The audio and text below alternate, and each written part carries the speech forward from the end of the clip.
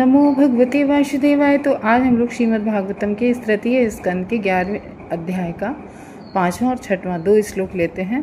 देखो, जैसे जैसे श्लोक बढ़ेगा, आगे हम लोग बढ़ेंगे इस अध्याय में, वैसे वैसे जो समय है, समय की अवधि भी बढ़ती जाएगी। तो हम लोग अभी जैसे कि कल देखा था कि एक परमाणु को सूर्य की रोशनी क्रॉस करने में कितना टाइम लगता है, ऐसे ऐसे टाइम बढ़ता जाएगा, ठीक है ना। तो और एक परमाणु बहुत छोटा होता है, क्योंकि परमाणु जब दो परमाणु मिल जाते हैं तब कहीं जाकर एक अणु का निर्माण करते हैं। दो परमाणु मिलकर तब एक अणु का निर्माण करते हैं। और वो अणु भी जब मिलते हैं एक दूसरे में, तब जो इसमें है रेड रे, यानी कि तरुस्त्र रेणु, यानी कि जो त्रस्त्रेण है, यानी कि जो अणु से भी बड़ा है, उसका निर्माण होता है। तो इस तरीके से परमाणु जो है वो छोटे होते हैं, अणु थोड़े उनसे बड़े होते हैं, क्योंकि जब परमाणु दो मिलते हैं तब एक अणु का निर्माण होता है। तो ऐसा नहीं है कि परमाणु दिखते नहीं है, क्योंकि बहुत सूक्ष्म होते हैं।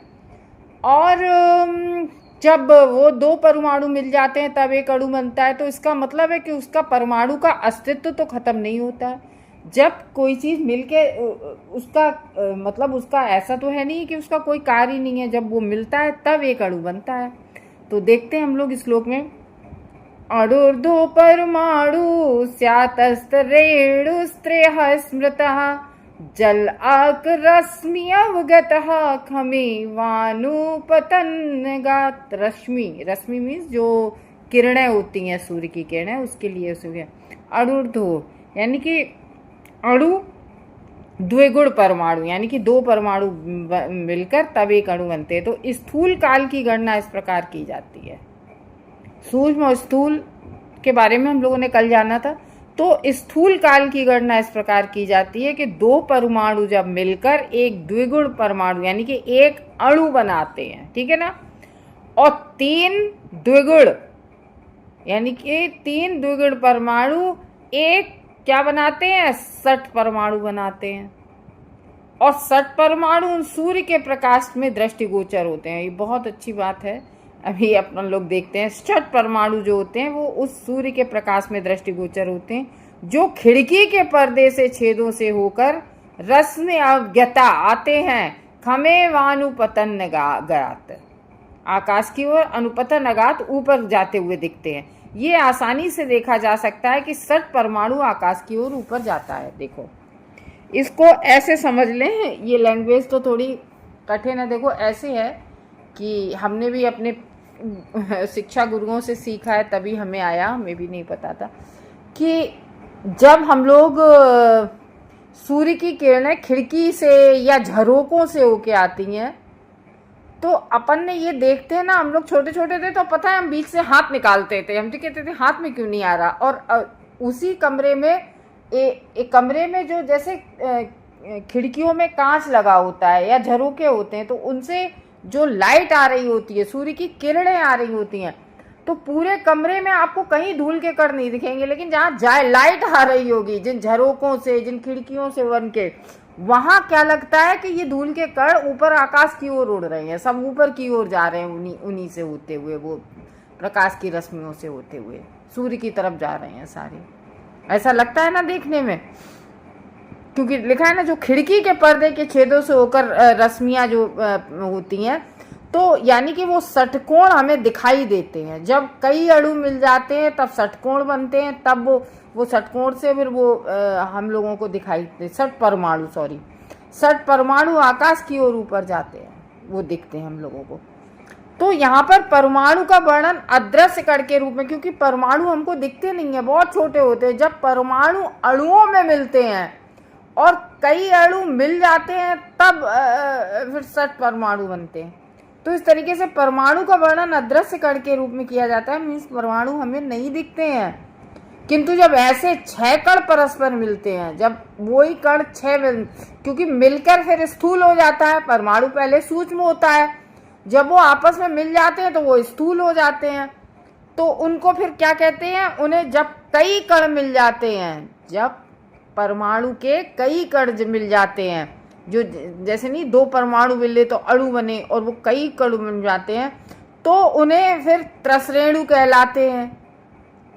ठीक है ना, त्रसरेणु यानी कि कई मिल गए, कई पहले तो दो मिले परमाणु तो अणु बने, और 5 6 7 8 मिल गए तो वो क्या कहलाते हैं, त्रसरेणु कहलाते हैं, कि कई वो मिल गए हैं।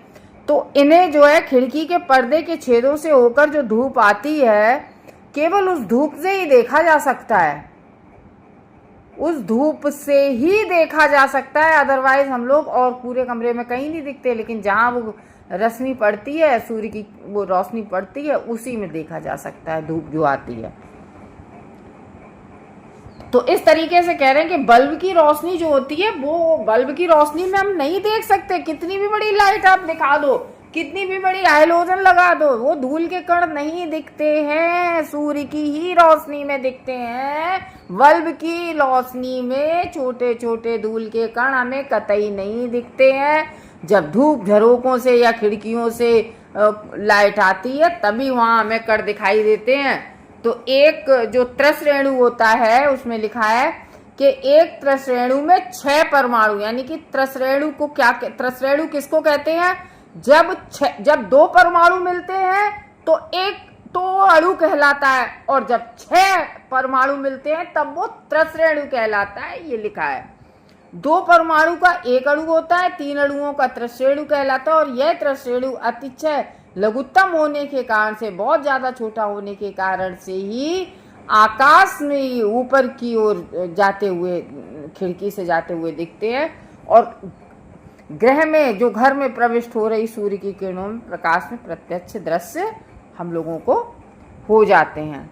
तो ये है परमाणु अणु नहीं, ये सिंगल नहीं दिखते हैं, पर जब ये साथ में आ जाते हैं, जब कई साथ में आ जाते हैं तो वो स्थूल बन जाते हैं, तो वो दिखने लगते हैं।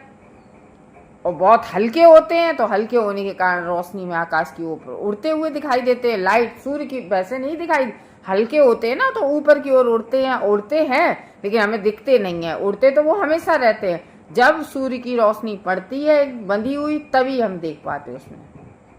तो इस तरीके से हम लोगों ने इस श्लोक में जाना, परमाणु अत्यधिक सूक्ष्म होते हैं, अत्यधिक।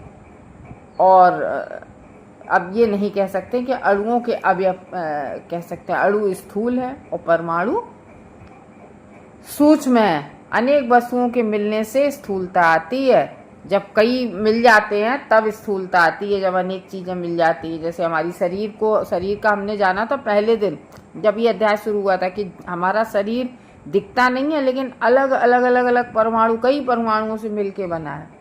जैसे झंडे का हम लोगों ने उदाहरण देखा था, जैसे बच्चे बैठ जाते हैं भारत के नक्शे की डिजाइन में, है ना, दूर से दिखता है कि भारत का नक्शा है, लेकिन एक्चुअली में क्या होते, वो सारे बच्चे पास में मिले मिले बैठे होते हैं, तभी वो हमें सूर्य का वो भारत का नक्शा दिखता है। अदरवाइज वो बच्चे अलग अलग हो जाएं तो हमें कुछ नहीं दिखता है। तो इस तरीके से कह रहे हैं, अणु बिना परमाणु के नहीं बन सकते हैं, परमाणु का अस्तित्व है। स्थूल वस्तु ही हम देख सकते हैं, क्योंकि हम परमाणु नहीं देख सकते हैं क्योंकि सूक्ष्म होते हैं, और हम लोग क्या देख सकते हैं, स्थूल चीज, क्योंकि एक से अधिक वस्तु से ही वो स्थूल चीज बनती है। ये बताया जा रहा है इस श्लोक में। अब हम लोग अगले श्लोक की तरफ चलते हैं। 6 श्लोक है, तो उसमें बता रहे हैं, त्रसरेणु त्रिंक भुक्ते या काला सा त्रुटि स्मृता सतभागस्तु बेधा स्यातैस्त्रिभिस्तु लवः स्मृता। यहाँ पे लिखा है लव।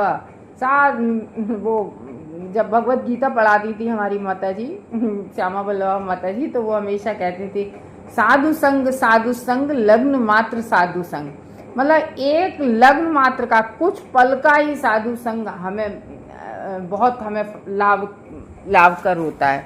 तो ये वही लव है, यानी कि मीन्स लग्न मात्र, यानी कि कुछ क्षण का ही है। यहाँ ये लव जो है ये उसके लिए आया है, क्षण, समय के लिए। तो 3 त्रसरेणु को संगठित होने में जितना समय लगता है, अब आ गई बात समय पर, काल की गणना ऐसे होती है। अब यहाँ अणु परमाणु इसलिए हम लोग जान रहे थे क्योंकि अब हमें काल की गणना उसी के अनुसार होती है, अणु परमाणु के हिसाब से। तो इसलिए 3 त्रिश्रेणियों को संगठित होने में जितना समय लगता है वह क्या कहलाता है? त्रुटि कहलाता है। यहाँ त्रुटि गलती नहीं है, यहाँ पर इसको यह गणना की जाती है कि यदि 1 सेकेंड के कितने भाग किए जाएं? 16,1678.5। इतने बताओ, 1 सेकेंड को कितने भागों में इतने भाग किए जाए तो हर भाग की, यानी कि यहाँ त्रुटि को समय कहा गया, तो हर एक भाग की त्रुटि की अवधि है जो कि 18 परमाणु कणों के समुच्चय का काल है। तो विभिन्न पिंडों में परमाणुओं का ऐसा समुच्चय भौतिक काल की गणना को जन्म देता है। तो इस तरीके से ये भौतिक काल, जो समय, भौतिक काल मीन्स जो हम लोग घड़ी के अनुसार समय देखते हैं, जो समय होता है उसकी गणना होती है। तो इन विभिन्न अवधियों की गणना के लिए सूर्य केंद्र बिंदु है। तो इसके लिए पहले के लोग देखे थे कि पहले के लोग सूर्य को देखकर टाइम बता देते थे कि अब 2 बज गए, अब 4 बज गए होंगे, अब 1:30 बज गए होंगे, और बिल्कुल एग्जैक्टली आप घड़ी देख लो तो ये काल की गणना ऐसे सूर्य के उससे ये लोग अपने अनुमान से लगा लेते थे। तो 3 त्रिश्रेणियों को संगठित होने में जितना समय लगता है वह त्रुटि कहलाता है। 100 त्रुटियों का एक वेद होता है, 3 वेद मिलकर एक लव बनाते हैं। तो ये जो संगठित होने का जितना समय लगता है उस हिसाब से हम लोग आगे अभी बिल्कुल क्लियर होता चला जाएगा।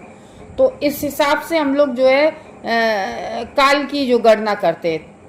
तो क्योंकि जो 3 त्रिश्रेणी होते हैं उनको पार करने में, उनको सूर्य निकलता है ना, तो एक परमाणु को पार करने में कितना समय लगता है, त्रिश्रेणी को पार करने में कितना समय लगता है, उससे काल की गणना होती है। तो यहाँ पर बता रहे 3 त्रिश्रेणियों को पार करने में सूर्य के प्रकाश को जितना समय लगता है, यहाँ बताया ना कि 1 सेकेंड को 1678 भागों में किया जाए, तो वही कह रहे हैं कि जितना समय लगता है वह त्रुटि कहलाता है, और एक त्रुटि का 100 गुना एक भेद कहलाता है, और उन 3 भेदों का एक लव होता है। तो जो कहते हैं कि एक क्षण का साधु संग बहुत बड़ी कीमत होती है। साथ में बता रहे निमेष स्त्री लभोगे अमनातस्ते त्रय छड़ा छड़ान पंच विदु का स्थाम लघुता 10 पंच चह। तो पहले 1 लव की बात हुई थी, अब 3 लव की बात होती। तो जो 3 लव यानी कि साधु संग लग्न मात्र कहिए, जो वो 1 लग्न मात्र होता था, वो कुछ एक क्षण का, तो अब यहाँ पर 3 क्षण की बात हो रही, 3 लग्न की बात हो रही। तो 3 लव की कालावधि एक निमेष के तुल्य होती है। 3 निमेष मिलकर पहले क्या होता, अब हम लोग भौतिक समय के अनुसार क्या कहते हैं, 1:56 और इतने सेकंड, ऐसे करके हम लोग काल की गणना ऐसे बताते हैं किसी को समय।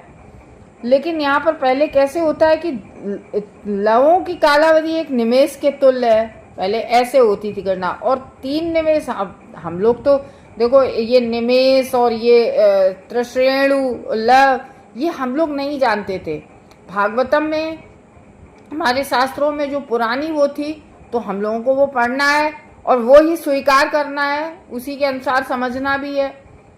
तो 3 निमेष मिलकर एक क्षण बनाते हैं। हम लोग तो निमेष जानते नहीं है, तो एक काला, और क्योंकि 3 लवों, जब 3 लवों की अवधि होती है तो एक निमेष के तुल्य होती है, और 3 निमेष मिल जाते हैं तो एक क्षण बनता है।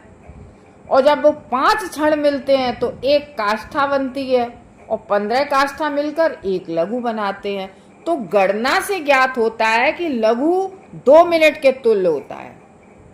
यहाँ पर बता रहे हैं लघु, क्योंकि यहाँ बता रहे हैं कि देखो बहुत समझने वाली बात है, लग्न जो मात्र होता है वो निमेष के तुल्य होता है, और 3 निमेष जब मिलते हैं तब कहीं एक क्षण बनता है, और वो 5 क्षण जब मिलते हैं तब एक काष्ठा बनती है, और 15 काष्ठा, वो 15 काष्ठा मिल जाते हैं तब एक लघु यानी कि मिनट के तुल्य होता है। तो वैदिक विद्या के रूप में काल की प्रमाणिक गणना को समझने हेतु इसी आधार पर वर्तमान समय में परिणित किया जा सकता है। तो ये इस तरीके से समझने के लिए हम लोग वर्तमान समय में इसको जो है परिणित कर पाते हैं। तो 3 लव के निमेष को कहते हैं आंखों का आँखों की जो आँख झपकती है ना हम लोगों की, हम लोग कहते हैं ना कि 2 सेकंड बाद हमारी एक आँख हमेशा झपक जाती है, हम लोग कितना भी रुके आँख झपकती रहती है ना हमारी। तो इस तरीके से 3 लब के निमेष कहते हैं। और आँखों को जो इस तरीके से जो आँखें हमारी है, हम लोग नहीं कहते हैं कि हर चीज़ के कंट्रोलर देवता होते हैं, हर अंग के, बाहों के जैसे इंद्रदेव हैं, ऐसे अलग अलग हर किसी के देवता होते हैं। तो उसी तरीके से हमारी जो आँखों की पलकें होती हैं ना, ये झपकती रहती हैं, तो ये आँखों को कंट्रोल करते हैं 3 निमेष को, एक क्षण कहलाता है। ऐसे काल की गणना की जाती है। तो काल फिर ऐसे ऐसे हमारा आगे बढ़ता जाएगा। तो अब हम लोग 2 मिनट पे आ गए। ओके, निमेष 6 निमेष मिलके ऐसे करके 2 मिनट बनते हैं। तो इस तरीके से हम लोग काल की गणना, हालांकि हम लोग कहेंगे सीखने से क्या है हम लोगों को, लेकिन भागवतम है, भगवान की है और हमें पढ़ना है उसको। हरे कृष्ण भक्तों।